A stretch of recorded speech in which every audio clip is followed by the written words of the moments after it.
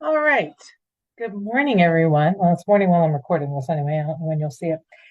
I just wanted to give you guys a little heads up of a project I've been working on. I've been going through some organization classes with Totally Tiffany, and she has recommended this catalog system for all of the supplies that I have that are reusable.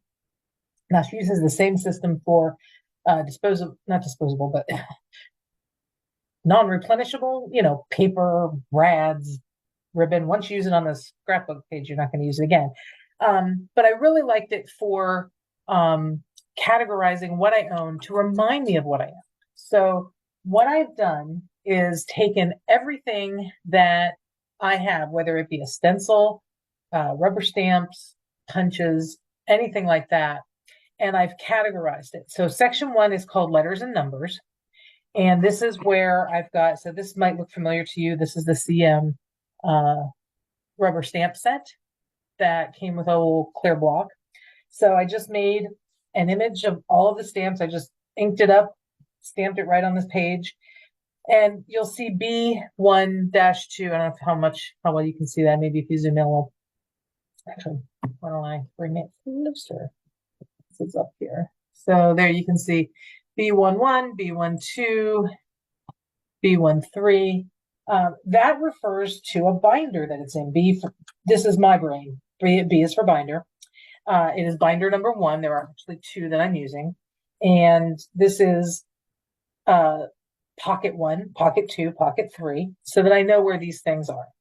So when I think, oh, I want to get that alphabet out, this is the alphabet I want to use. Where is it? Now I can just go right to that binder. This is a stamp that was part of a different collection, but it's number one. It's a number. So it's going on this page. So that's in B1-6. And then this is an image of a template that I have. Now, this is not this small. That's the only downside to this one is the actual template is, I think, 8x8. But it at least lets me know, hey, you own this. And it's in B2, binder 2, slot 9. So I know where that is. So letters and numbers, I've included, this is a different set. I got this free, forget where, but it kind of looks like an animal print.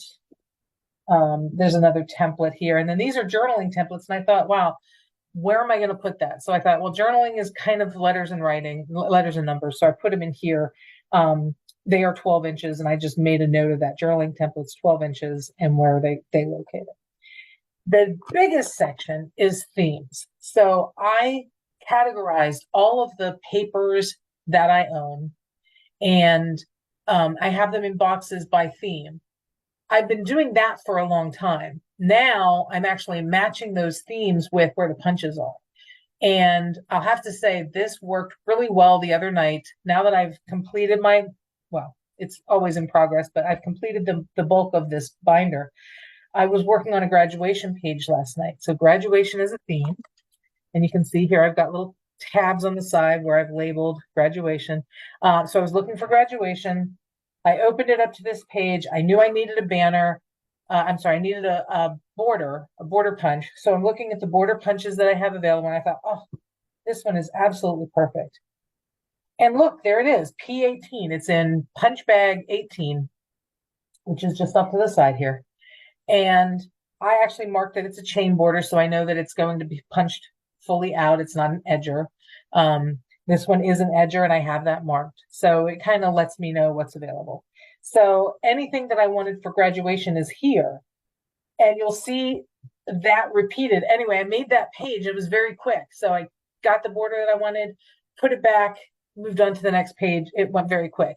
Previously, I had all my borders in samples, but it was just sample borders. And there was no rhyme or reason as to how they were categorized other than the newer ones were at the end.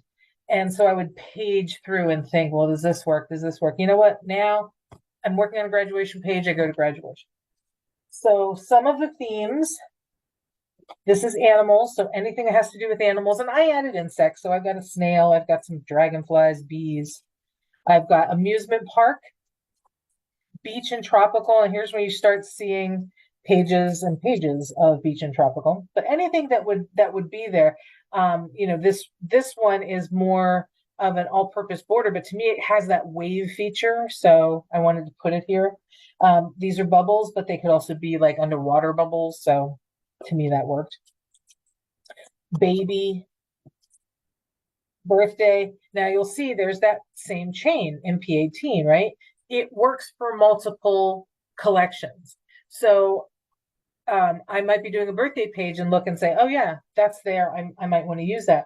But because it is repeated in the various sections, when I go to that section, I'll have a lot of opportunity or a lot of selections to choose from. So boys and girls. So I don't do a lot with boys and girls, not having kids of my own. I have nieces and nephews. That's about it. But sometimes I do pages, or it'll be from, like a visit with some people. My niece has a daughter, which blows my mind. Most of them are in protective sheets. I'm actually running out of them, so I do have to get a couple more. But things like rainbows, things like masks, apples for back to school, that all kind of was that same thing. Cruising, I do a little bit of cruising, so I wanted that's separate from the beach tropical. You won't actually see the palm trees here, but there are some overlaps. Again, the bubbles and anything that looks like a wave. But cruising, I might have nights under the stars and music and this nautical rope kind of a thing. So that was more that cruising than it was beach tropical. Camping in nature, this one's a huge section because it's anything really that's outdoors. So again, the bees, different kinds of trees, the paw print, that could be a bear print. It's also in the animal section because it could be a cat or a dog. Again, a template that I have, this is all leaves. That's the unbelievable one that we just had out. So I noted that it's a 12-inch template and again, where it's located. So camping in nature is a pretty big one. This is a die that I have that I don't get to use them a lot, so I'm hoping this will help me, branch out and use them a little bit more. Crafting doesn't have a lot, but there's the CM shutter. I have something that says "Bling It On." To me, bling just says crafting. And a little photo strip I thought worked well there. Christmas is another big section because again, stars, and those stars would work for graduation. They work for a lot of different things. You'll see them back in patriotic and military, but they work for Christmas as well. So anything that was star-based is going in here. So I'm not going to go through every single theme. I have quite a few. Some of them are seasonal. Summer, spring, fall, winter, they have their own pages. And then at the very end is a section on borders and shapes, because these are things that didn't have a defined theme. So first was circles. So anything that had that circular pattern, even the splat, or the kind of the whirlpool, I don't know what you call that, spiral design. This one is a punch that makes kind of a circular feel to it. And then we had squares, which was kind of the same thing. This is, to me, a square. It's also a triangle, so that kind of all went in there. And again, some of those templates, I don't know where else I would put these, but squares seem to fit really well. So again, some dies that I have in different configurations. Burst then was a category because at first I wasn't sure if this was something I wanted in circle, but I have a bunch of different bursts. And that one is a stamp. These are obviously border punches, but they have that kind of burst thing to them. Banners and tags. So my banner maker punch, tag maker punches, and then this is a new set of stamps that I got. Corner punches. So anything, this was a template that does corner decorations, and these are all the different corner punches I have. Hexagons. This one is called piece by piece because that's exactly what these 3 punches are together. It's the CM piece by piece. I wasn't sure what to do with it, but there are some shapes that were also ill-defined. So that kind of became piece by piece. These are actually dies that I can use. If you put them together and then add several of them, you would get like almost a template design. But the lovely thing is it cuts the picture and the frame at the same time. It's a nice set. Arrows and chevrons was another section. And then basic design templates, I had no idea because there were circles in here. I didn't want to put it in either circles or squares, although it probably could have gone in either of those. But these are just basic design templates. And then basic borders, things that kind of define. Now, a couple of these are included elsewhere. I believe this one is also in the formal area. This definitely is in the formal area. And then these where it says frame or border, well, frames is the last section. So anything I can make a frame, if we have a frame punch, I made a sample frame out of a 6-inch square so that I can measure and say, okay, well, what size photo would fit in here? So that is what I have been doing. And if that works for you, I recommend totally Tiffany. You can find her on Facebook. You can find her on the web. She has classes, videos where she goes through all these different methods for collecting or compiling your system.